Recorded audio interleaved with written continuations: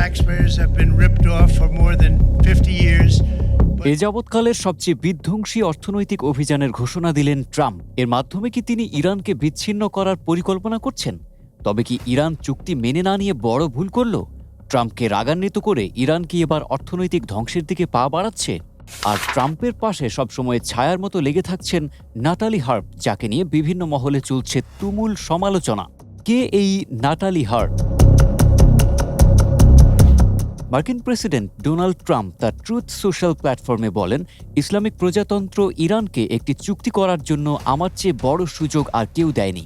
দুঃখজনকভাবে তারা সেই সুযোগ নিতে ব্যর্থ হয়েছে। তাই আজ আমি যে কোনো ইরানের বিরুদ্ধে এ যাবৎকালের সবচেয়ে বিধ্বংসী অর্থনৈতিক অভিযানের ঘোষণা দিচ্ছি। এটি হবে অভূতপূর্ব মাত্রার অর্থনৈতিক যুদ্ধ এবং বিচ্ছিন্নতা। তাছাড়া তিনি যে কোনো দেশের বিরুদ্ধেও বিধ্বংসী অর্থনৈতিক অভিযানের ঘোষণা দেন।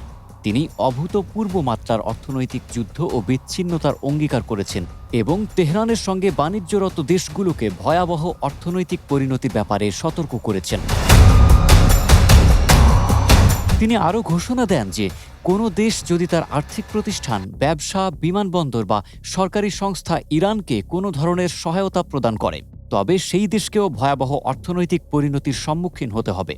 বিশেষভাবে তেল চোরাচালান, আর্থিক বিনিময় লাইন, নগদ অর্থ স্থানান্তর, এক্সচেঞ্জ হাউজ, জাহাজ নিবন্ধন এবং ভুয়া সংস্থাগুলোকে এমন কার্যকলাপ হিসেবে উল্লেখ করেন যা অবশ্যই বন্ধ করতে হবে।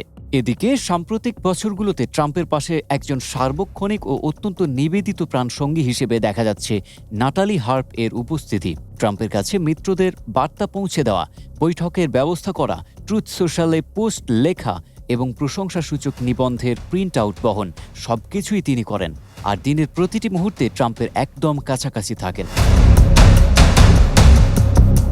মূলত গত জুলাইয়ে ইরানের হুমকির কারণে প্রেসিডেন্ট যখন একটি ছোট উড়োজাহাজে চড়ে গোপনে তুরস্ক ত্যাগ করেন, তখন খুব ছোট একদল সহযোগীর সঙ্গে নাটালির যুক্ত থাকার বিষয়টির দিকে ইঙ্গিত করেছেন অসফ। এই মন্তব্য হোয়াইট হাউসের তীব্র ক্ষোভের জন্ম দিয়েছে। তারা বারবার অসফকে লজ্জাজনক ও সস্তা নাটুকে ছেলে এবং দুর্বল হেরে যাওয়া ব্যক্তি হিসেবে আখ্যা দেয়। তবে হোয়াইট হাউসের এক কর্মকর্তা এসব অভিযোগ হালকাভাবে নিয়ে দাবি করেন, নাটালি অধিকাংশ সহকর্মীর সঙ্গেই ভালোভাবে কাজ করেন, বিভিন্ন বিবৃতিতে সহযোগিতা করেন এবং প্রাসঙ্গিক তথ্য সঠিক ব্যক্তির কাছে পৌঁছে দেন। গত মঙ্গলবার এক বিবৃতিতে হোয়াইট হাউসের মুখপাত্র ডেভিস ইঙ্গল নাটালির পক্ষে সাফাই গিয়ে বলেন, তিনি প্রেসিডেন্ট ট্রাম্পের দলের অন্যতম অনুগত ও কঠোর পরিশ্রমী সহকারী। এছাড়াও ট্রাম্প ও নাটালি সম্পর্কে জানেন এমন এক ব্যক্তি দাবি করেন, তাদের সম্পর্কটা মূলত বাবা মেয়ের মতো।